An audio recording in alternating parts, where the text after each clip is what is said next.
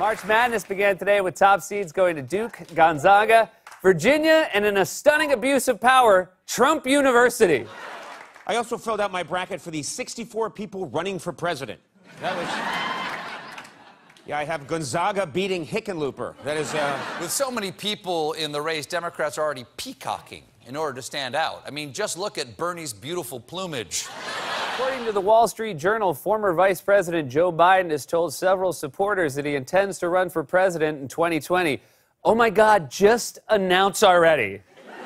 It's like going to a Lou Bega concert and wondering if he's gonna play Mambo No. 5. He's gonna. Joe Biden is the kid you played hide and seek with who would hide behind a sheer curtain. We see you. The other night, he did tell a few people that he was going to run.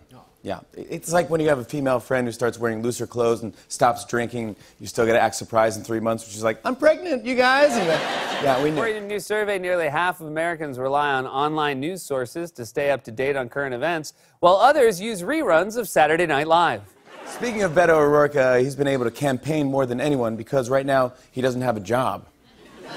So he's actually been driving around the country in a rented Dodge minivan.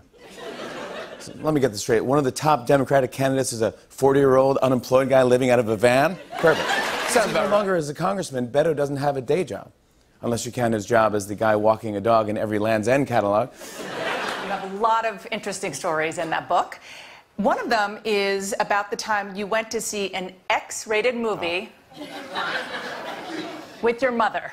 I didn't know what an X movie was. We thought it was a little naughty, but we didn't think it was that bad. So I took my mother to see Deep Throat.